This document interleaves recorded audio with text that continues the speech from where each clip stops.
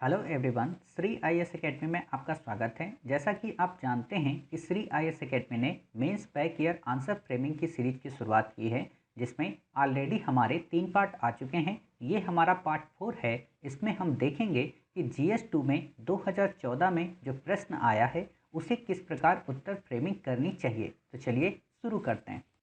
जैसा कि आप देख रहे हैं, ये हमारा जीएस 2 पॉलिटी का क्वेश्चन है जो 2014 में पूछा गया। तो हम सबसे पहले इस प्रश्न को पढ़ेंगे, इसे इनकोड करेंगे और फिर देखेंगे कि इसका उत्तर फ्रेम हमें कैसे करना चाहिए। तो प्रश्न है, आधारिक संरचना के सिद्धांत से प्रारंभ करते हुए न्यायपालिका ने यह सुनिश्चित करने के लिए भारत एक उन्नतशील लोकतंत्र के रूप में विकसित करे एक उच्चता अग्रलक्षी भूमिका निभाई है।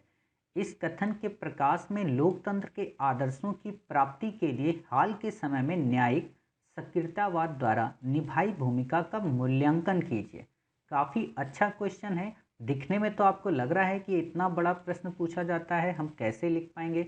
तो बेसिकली आपको मैंने अभी बताया कि इस ऐसे जो प्रश्न होते हैं इनमें आधा जो प्रश्न होता है, इतना पार्ट, ये बेसिकली आपसे किसी मतलब का नहीं होता।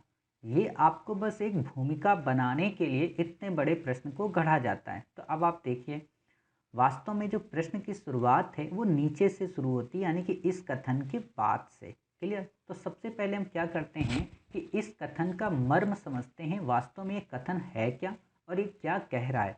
ये कथन कह रहा है कि आधारिक संरचना का जो सिद्धांत था, कहने का मतलब बेसिक स्ट्रक्चर की जो बात न्यायपालिका ने शुरू की, वहाँ से आगे बढ़ते हुए न्यायपालिका ने एक उन्नतशील लोकतंत्र को प्रमोट करने के लिए काफ़ी ज़्यादा प्रोएक्टिव अपनी भूमिका निभाई है। अब यहाँ पे एक वर्ड मिसिंग है कि आखिरकार प्रोएक्टिव भूमिका निभाने के लिए उसने किस टूल्स का उपयोग किया है। तो इसने क्या किया कि आपको अगले पैरा में दिया है कि इसने वो टूल्स अपनाया है, कौन सा, न्यायिक सक्रियतावाद। क्लियर। तो अब आपसे ये पूछा है कि लोकतंत्र के आदर्शों की प्राप्ति के लिए ये जो न्यायिक सक्रियतावाद का फीचर न्यायपालिका ने अपनाया, उसकी भूमिका कैसी रही। मतलब सकारात्मक रही कि नकारात्मक रही कि संतुलित रही।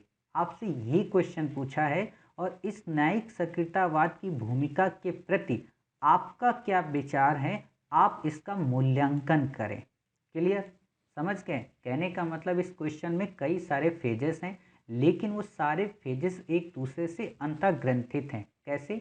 इसने ये साधारण से साधारण शब्दों में अगर हम इस प्रश्न को इनकोड करें तो प्रश्न मूलतः ये है कि न्यायपालिका ने सबसे पहले बेसिक स्ट्रक्चर की बात करते हुए आगे अपनी यात्रा को गतिमान रखते हुए इसने न्यायिक सक्रियतावाद के माध्यम से किस प्रकार लोकतंत्र के आदर्शों की प्राप्ति को प्रमोट किया।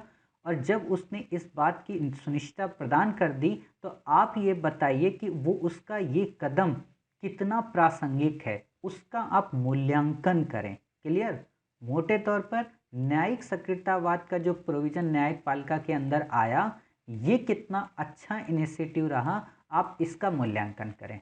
आप समझ गए। तो बेसिकली यही है इसका इनकोड वर्जन। तो अब हम देखते हैं इसमें जो वर्ड आए वो कौन कौन से हैं। तो आप देखोगे इसमें आपको एक वर्ड कौन सा मिला, एक मिला है न्यायपालिका द्वारा अग्रलक्षी भूमिका।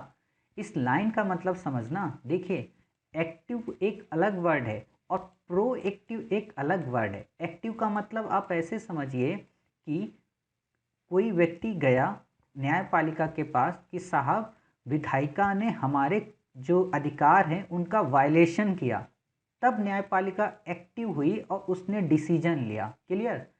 प्रोएक्टिव का क्या मतलब कि विधायिका ने अभी डिसीजन लिया ही नहीं है उस कानून के प्रति, न्यायपालिका विधायिका के कार्य क्षेत्र में जाकर अपनी तरफ से एक डिसीजन दे दे। क्लियर। ये होता है प्रोएक्टिव। तो यहाँ पर आप एक्टिव वाली परिभाषा मत लिखना, कभी भी आपका आंसर गलत हो जाएगा। आप हमेशा प्रोएक्टिव वाली परिभाषा लिखना कि वो कौन से इंसिडेंट हुए या वो कौन से डिसीजंस न्यायपालिका ने दिए जो कि विधायिका के थे, लेकिन उसे न्यायपालिका ने दिया। क्लियर। उसको हम कहेंगे न्यायिक सक्रियतावाद के अंतर्गत उसकी प्रोएक्टिव भूमिका। क्लियर। फिर आप देखिए न्यायिक सक्रियतावाद का आप मतलब बताएंगे कि वास्तव में इसका क्या मतलब होता है। अब जब आप मतलब बता रहे होंगे तो आप एक दो डिसीजंस का उल्लेख करेंगे कि वो डिसीजन कौन से हैं जिसके बेस पर न्यायिक सक्रियतावाद को उन्होंने प्रमोट किया। अब जब आप इतनी बातें बता रहे होंगे तो बेसिकली आपका एक पैरा फुल हो जाएगा। क्लियर।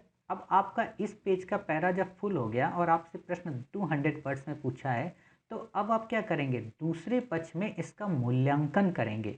और जब मूल्यांकन करेंगे तो इनके द्वारा जो डिसीजन लिए गए हैं उनकी प्रासंगिकता क्या रही उसका जिक्र करेंगे, जिससे आपका दूसरा पहलू कंप्लीट हो जाएगा। और अंत में फिर आप एक सकारात्मक निष्कर्ष देते हुए अपनी बात को एंड कर देंगे। क्लियर। तो देखते हैं इसका उत्तर आपको कैसे लिखना चाहिए। तो सबसे पहले मैंने आपसे क्या कहा था कि आप परिभाषा लिखेंगे किस चीज़ की, न्यायिक सक्रियता की। तो न्यायिक सक्रियता की सामान्य परिभाषा क्या है कि कार्यपालिका एवं विधायिका अपने कार्यों एवं दायित्वों का पालन करने में जब असफल हो जाती है तब न्यायपालिका द्वारा उनके कार्यों का संपादन किया जाता है, जिसे वास्तव में न्यायिक सक्रियता कहते हैं। क्लियर। तो आप ऐसे परिभाषा लिख सकते हैं। अब आपको ये जिम्मेदारी है कि आप अपनी भाषा शैली का कैसे उपयोग करें। देखिए मैं कोशिश ये करता हूँ कि आपको फ्रेम दे दूं, लेकिन भाषा शैली आप अपने पास से गढ़ने का प्रश्न करें। जैसे मैं अगर लिखता तो मैं ऐसे लिखूंगा इसी फ्रेम को कि न्यायिक सक्रियता से आशय है कि कार्यपालिका व विधायिका के कार्यों एवं दायित्वों की असफलता पर न्यायपालिका का उनके कार्यक्षेत्र में हस्तक्षेप करना। क्लियर। तो आप ऐसे लिख सकते हो। फिर है दूसरा कि जो बेसिक स्ट्रक्चर का कॉन्सेप्ट आया, बेसिक स्ट्रक्चर की जो शुरुआत की, तो आपको पता है बेसिक स्ट्रक्चर का कॉन्सेप्ट हमारे कॉन्स्टिट्यूशन में मेंशन ही नहीं है। उसे जुडिशरी हमेशा समय दर समय अपने डिसीजंस के माध्यम से एक्सप्लेन करती है। और आपसे यूपीएससी के प्रीलिम 2021 में भी इस बात को प्रश्न पूछा गया। तो आप बता दो कि बेसिक स्ट्रक्चर का कॉन्सेप्ट मूलतः केशवानंद भारती केस में आया, जिससे संविधान के संरक्षण की बात की पुष्टि की शुरुआत हुई। और आप देखोगे कि इसी दिशा में बढ़ते हुए इन्होंने कई सारे डिसीजन दिए, जिसमें इन्होंने क्या कहा कि आप कोई भी कानून बनाओ, लेकिन वो कानून अगर फंडामेंटल राइट का वायलेशन करते हैं तो वो उसी हद तक शून्य माने जाएंगे। फिर इन्होंने क्या कहा कि जो समान नागरिक संहिता है उसके प्रति आप ट्रांसपेरेंसी लाओ। इन्होंने एक और डिसीजन क्या दिया, लोढ़ा समिति का गठन किया ताकि बीसीसीआई यानी कि भारतीय क्रिकेट कंट्रोल बोर्ड उसमें पारदर्शिता लाई जाए। साथ ही आपने देखा होगा कि गंगा की सफाई को लेकर इन्होंने काफ़ी सारे स्टेटमेंट दी। इन्होंने पीआईएल के कॉन्सेप्ट को प्रमोट किया। इन्होंने आर्टिकल 21 की काफ़ी वाइड डेफिनीशन दी, जिसके अंतर्गत इन्होंने एनवायरनमेंट को इंटर किया, वाटर को इन्वर्ट किया, फूड को इंटर किया, एजुकेशन को इंटर किया। साथ ही कई सारी ऐसे राइट्स प्रोवाइड किए जिससे ये इसकी डेफिनेशन काफ़ी वाइड हो गई। क्लियर। अर्थात विधायिका और कार्यपालिका की जो जिम्मेदारियां थी उनका निर्वहन इन्होंने किया। आप देखोगे कि राष्ट्रगान सिनेमा हॉल में बजना चाहिए, ये किसका काम है कानून बनाना, विधायिका का, कार्यपालिका का। लेकिन बना कौन रहा है, न्यायपालिका। ठीक है। और आप देखोगे कि अभी हाल में जब संसद भवन के इनाग्रेशन की बात चल रही थी कि संसद भवन निर्माण को स्थगित कर दिया जाए सुप्रीम कोर्ट के द्वारा, सुप्रीम कोर्ट को बढ़कर इसमें हिस्सा लेना चाहिए। तो आपने देखा होगा 6 जनवरी को सुप्रीम कोर्ट ने जब अपना डिसीजन दिया, 5 जनवरी को डिसीजन दिया था और 6 जनवरी को न्यूज़पेपर में पब्लिश हुआ। तो कितनी अच्छी बात कही सुप्रीम कोर्ट ने कि हमारा काम हमेशा विधायिका के कामों में हस्तक्षेप करना नहीं है। क्लियर। ऐसा उसने क्यों कहा, क्योंकि अब उसको ये चीज़ें समझ में आ रही कि हम बार बार अगर इंटरफेयर करते रहेंगे तो हम खुद अपने कामों में इतना पिछड़ जाएंगे कि हम कर ही नहीं सकते। और फिर वैसे भी उसको पता है न्यायपालिका को कि जो विधायिका और कार्यपालिका के अंतर्गत जो लोग होते हैं वो उस उन लोगों के प्रति रिस्पॉन्सिबल होते हैं। अगर वो नीति नियम और सिद्धांत से वर्क नहीं करेंगे तो जनता उन्हें अगले चुनाव में नहीं जिताएगी। तो उनके दायित्वों में हम बार बार जाकर क्यों इंटरफेयर करें। आप देखिए कि जो ये न्यूज़पेपर आया था उसमें अपने डिसीजन में क्या कहा गया। ये 6 जनवरी का न्यूज़पेपर है, जैसा कि आपने देखा। और आप देखिए इन्होंने कितनी बढ़िया बात कही कि हमें शासन करने के लिए नहीं कहा जा सकता, अदालत ने कहा है। ठीक है। यानी कि ये कह रहे हैं कि हम शासन करने के लिए थोड़ा ना बने हैं, हम तो डिसीजन देने के लिए बने हैं। आप देखिए यहाँ पे क्या कहते हैं कि उच्चतम न्यायालय ने उच्चतम न्यायालय ने मंगलवार को उत्साह में याचिकाएं दायर करने पर निराशा व्यक्त करते हुए कहा कि हालांकि अदालतें जनता के अक्षुण्ण विश्वास की रक्षक हैं, लेकिन उनसे शासन करने और राज्य के विकास के कार्यों में बाधक बनने की अपेक्षा नहीं की जा सकती। क्लियर? अर्थात अब सुप्रीम कोर्ट के समझ में आ रहा है कि हाँ, हमें ज़्यादा से ज़्यादा इंटरफेयर विधायिका और कार्यपालिका के कामों में नहीं करना चाहिए।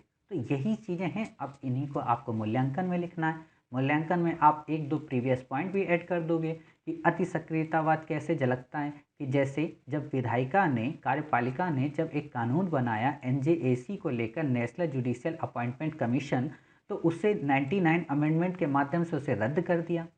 हालांकि आपको पता हो कि वर्ल्ड की कई सारी ऐसी जुडिशियल हैं जहां पे जो जज होते हैं उनके अपॉइंटमेंट में कार्यपालिका की भूमिका होती है, बट इंडिया में इस भूमिका को इन्होंने नकार दिया, जो कि काफ़ी ज़्यादा अति सक्रियता हो गया। मतलब दूसरों के कामों में सक्रियतावाद, लेकिन अपने कामों में अति सक्रियतावाद कि नहीं, आप हमारे लिए रूल नहीं बना सकते। ठीक है। साथ ही आप देखोगे कि न्यायपालिका पर ऑलरेडी इतना ज़्यादा बोझ है कि उसे उन क्षेत्रों में हस्तक्षेप करना ही नहीं चाहिए। इसके अलावा सभी मुद्दों की विशेषज्ञता थोड़ा ना होती है। जैसे संसद भवन में अगर ये डिसीजन अपोजिट होता, तो आप क्या समझते कि उनको इस बात की विशेषज्ञता ही नहीं है कि वास्तव में संसद भवन क्यों बनना चाहिए? क्या मोदी की यह महत्वाकांक्षा है या 2026 में देश की ज़रूरत है?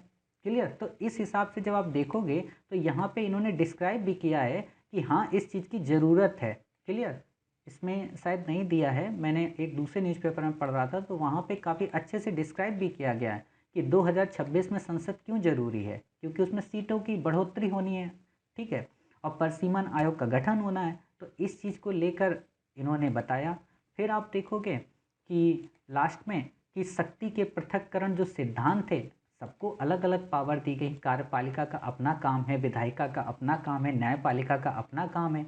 आप अगर उनके कार्यों में हस्तक्षेप करोगे तो जो मॉन्टेस्क्यू का कॉन्सेप्ट है शक्ति के पृथक्करण का सिद्धांत, वो वायलेट होगा।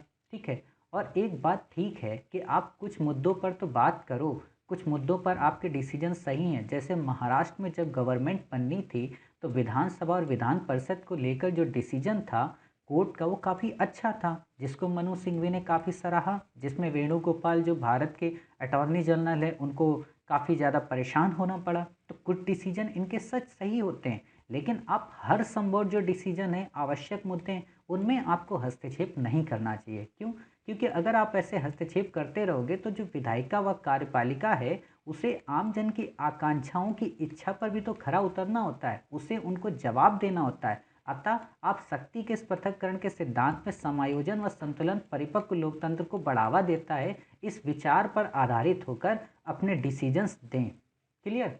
तो ऐसे आप अपना इसमें निष्कर्ष लिख सकते हो कि आप पहले ये बता दो कि हाँ, आपके द्वारा न्यायिक सक्रियता क्या है, न्यायिक सक्रियता का कॉन्सेप्ट बेसिक स्ट्रक्चर से कैसे मैच करता है, और आपने कौन कौन से ऐसे डिसीजन दिए जिसके आधार पर इंडिया में जो जुडिशियल एक्टिविज़्म है वो प्रमोट हुआ।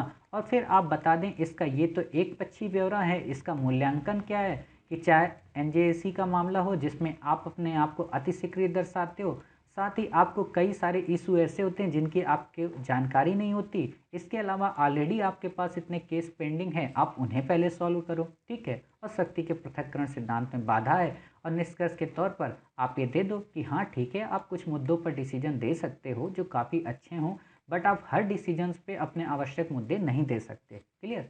तो इस तरीके से आपका यह आंसर हो जाएगा। उम्मीद है आपको आंसर काफ़ी अच्छा लगा होगा। मिलते हैं नेक्स्ट आंसर में, नेक्स्ट क्वेश्चन में एक नए आंसर के साथ।